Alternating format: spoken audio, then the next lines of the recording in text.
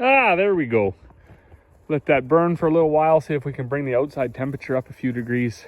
Kind of tired of this cold snap. So it's still about minus 36, 37, somewhere around there. I'm just heading over to the shop. I mean, obviously nothing outside has been running for the last few days. I wouldn't even consider trying to start it. It all has summer oil and stuff in it yet. So one thing about living up north, you got to plan ahead for things. Well, good evening. As you can see, it's starting to get dark outside. And it is cold. I just stepped out to load a couple bags of chicken feed for a lady. Been in here most of the afternoon, I guess all afternoon.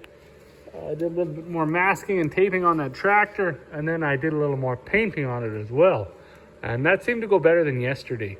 So I don't know if maybe I should have done some primer or something, but all the white paint that I put on yesterday looked like hell. It ran, it looked too thin, it looked just awful. But as I started painting today, it's starting to look better and better and better. It took me 3 cans yesterday to do these 2 door frames, a little bit of this, and I didn't even get the whole cab. And today it only took me 2 cans to do the whole cab, these door frames actually twice, and this big heavy weight. So it's going better than yesterday. One thing I really realized today while I was doing all this is how much I don't like doing this type of work. I definitely have to hand it to people that can do it, people that have the patience to do this. The know-how, they know all the little tricks and things to make it go a little quicker, a little better.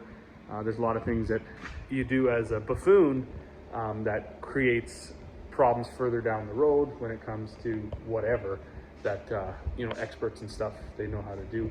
So it's kind of hard to get the motivation to come out when you don't like to do it anyways, but I am excited for the way it's going to turn out.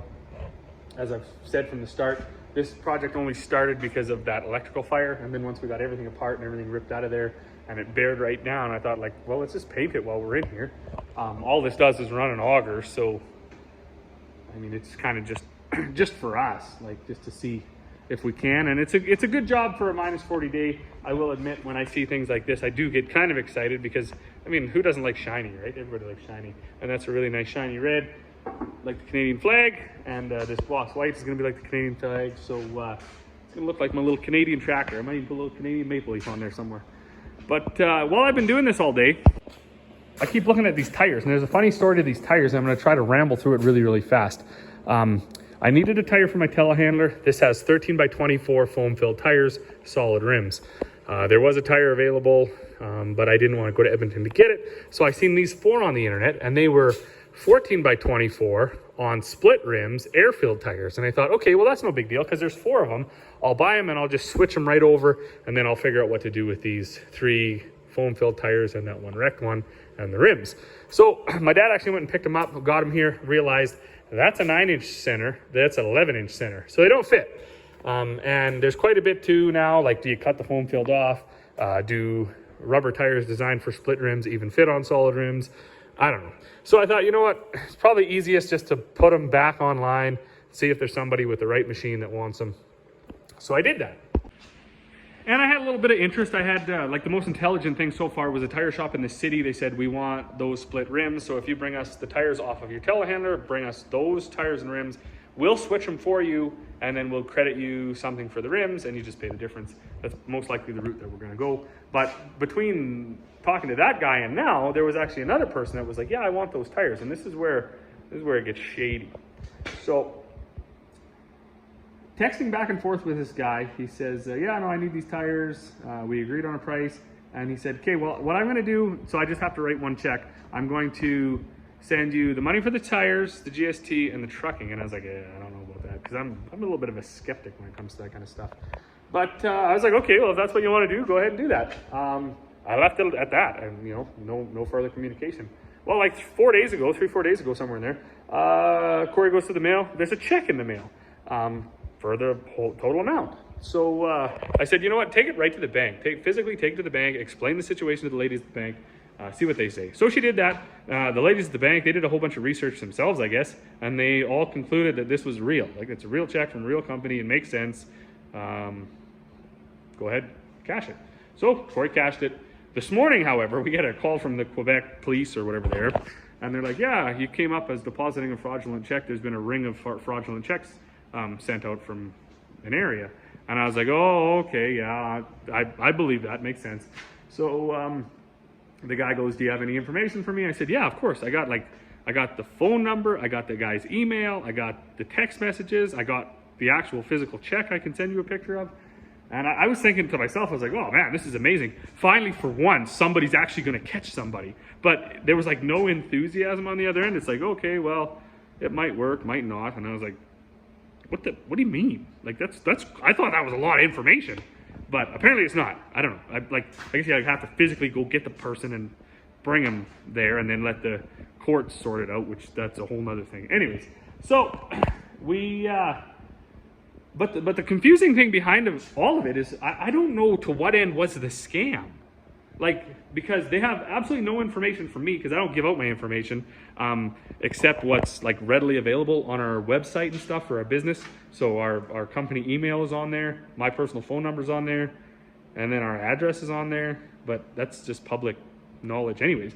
I don't give any form of like banking information or anything like that out. So the cop couldn't understand to what end was this scam. The people at the bank, because Corey, after I got off the phone with the police, then I got their file number and everything.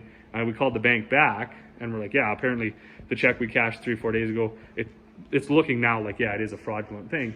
So here's the file number and everything. Corey spent a couple hours this morning just talking to the bank lady, going over our kind of security whatever, and it seems pretty good. We're pretty straight on that, but still nobody can figure it out. I guess maybe it has something to do with the trucking, like that trucking difference, but I haven't, nor would I like send that money. So I don't know if people are just that gullible, unfortunately, enough to get hammered by scams like this. Of course, me being 34, as I was growing up, we were like fully immersed in scamming as it started to take off with the internet. So for young people like myself, it's like right in the front of our brain that, yeah, okay, with internet, with banking, with gift cards, with all these things comes a lot of scamming. So you should be on your toes, and we are.